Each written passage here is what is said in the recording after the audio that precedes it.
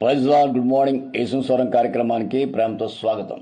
ఈ దిన వాక్యము యెషయా గ్రంథం 49:14. అయితే సియోను దేవుడు నన్ను మర్చి ఉన్నాడు అనుకొనుచున్నది. తల్లి తన గర్భం పుట్టిన చంటి బిడ్డను మరచునా, వారైనా మరచుదురు కానీ నేను నిన్ను మరువను. What a wonderful promise of God అండి. దేవుని వాగ్దానం ఎంత గొప్పది ప్రియులారా, గమనించాలి. చాలాసార్లు మన జీవితంలో దేవుడు వదిలేశాడు, దేవుడు మర్చిపోయాడు, ఏంటి నా పరిస్థితి ఇలా ఉండిపోయింది, ఎన్నాళ్ళు చూసినా ఇలాగే ఉంటానా, మరి దేవుడు నన్ను పట్టించుకోడా, ఎంతమంది బాగుపడిపోతున్నారు, నా సంగతి ఏంటి అని ఒకళ్ళు అనుకుంటే ఉదయకాలం దేవుని వాక్యం యేసు స్వరం ద్వారా నీకు తెలియజేస్తే దేవుడు నిన్ను మర్చిపోలేదు. ఆయనే మర్చిపోతే ఇంకా నువ్వు సజీవ లెక్కలు ఉండవు. ఆయనే మర్చిపోతే ఈరోజు నువ్వు ఆరోగ్యంగా ఉండవు. ఆయనే మర్చిపోతే ఈరోజు నువ్వు సంతోషంగా ఉండలేవు. ఈ ఉదయకాలం యేసు స్వరం ద్వారా దేవుడు నిన్ను మర్చిపోలే, జ్ఞాపకం చేసుకో. అరణ్యములో ఒంటరిగా ఏడుస్తుంది ఆగరు.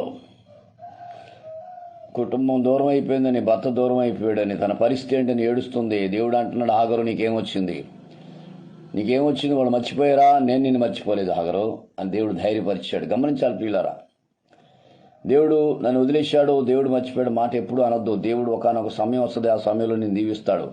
ఒకనొక సమయం వస్తుంది, ఆ సమయంలో నిన్ను ఆశీర్వదిస్తాడు.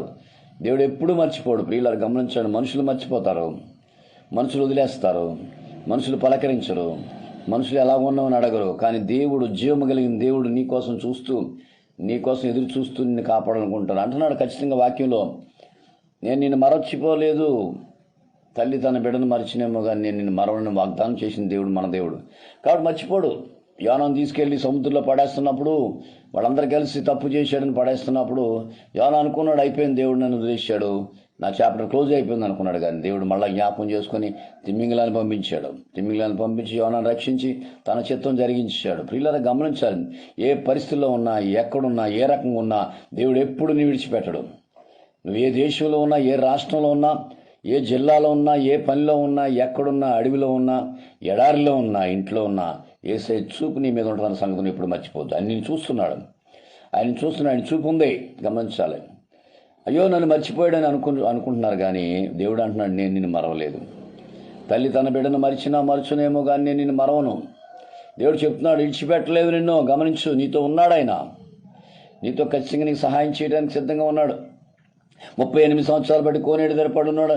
అలా ఎదురు చూస్తూ ఎన్నో సంవత్సరాలు అలా ఉండిపోయాడు. ఎవరైనా సహాయం చేస్తారని, ఎవరిని ఆదుకుంటారని, ఎవరిని పలకరిస్తారని, ఎవరిని ఉద్ధరిస్తారని. కానీ ప్రభువే స్వయంగా వెళ్ళి భుజమే చేశాడు. అప్పుడు అంటాడు, నాకు ఎవరు లేరయ్యా కోనేటిలో దించడానికి అన్నాడు. ఎవరి సంగతి నీకెందుకయ్యా, నేనే వచ్చేసాను అంటున్నాడు దేవుడు. ఆయనే స్వయంగా వచ్చాడు.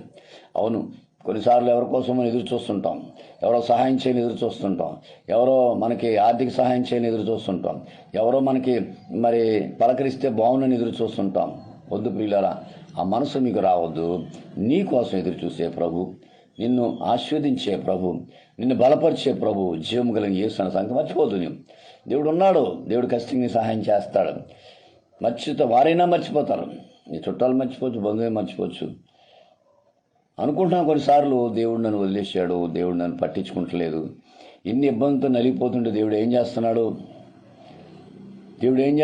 దేవుడు ఇచ్చిపెట్టు. గిద్యోను గానుగుల మధ్య ఆ గోధుమలు జొలగొట్టినప్పుడు అనుకున్నాడు, అయిపోయింది నా చాప్టరు, నేను పారిపోయి వచ్చేసాను, ఇంకా దేవుడు ఎక్కడున్నాడో అంటాడు. దేవదూత వెళ్ళి అంటాడు, పరాక్రమం గల బలాఢ్యుని గిద్యోను, ఏంటే చేతకాని పని చేస్తున్నావు, నువ్వు పరాక్రమం కలిగిన వాడు కదా, దేవుడిని విడిచిపెట్టారు అనుకుంటున్నావా, దేవుడు నాకు తోడై ఉంటే ఇవన్నీ ఎందుకు చేయని అంటాడు. ఇలా గమనించాలి, దేవుడు ఎప్పుడు విడిచిపెట్టడు. నువ్వు ఏ మూలన్నా, ఎక్కడున్నా, ఎక్కడికి వెళుతున్నా ఆయన చూపు, కనుదృష్టి నీ మీదే ఉంటుంది. గమనించు, నిన్ను ఆదుకోవాలని, నేను ఉద్ధరించాలని, నేను దీవించాలని, నీ కోరిక నెరవేర్చాలని ప్రభు చూపు ఎప్పుడు నీ మీదే ఉంటుంది. కాబట్టి ఉదయకాల యేసు స్వరం దేవుని వాక్యం ఉంటున్నప్పుడు, దేవుని బిడ్డ, దేవుడు ఎప్పుడు నిన్ను విడిచిపెట్టడు. శ్రమ వచ్చింది, బాధ వచ్చింది, కష్టం వచ్చింది, కంగారు పడిపోవద్దు. ఒకనొక సమయం వస్తుంది, ఆ సమయంలో ప్రభు నేను ఖచ్చితంగా దీవిస్తాడు. కాబట్టి విశ్వాసంతో ఉండు, ధైర్యంగా ఉండు, ముందుకు సాయిపు.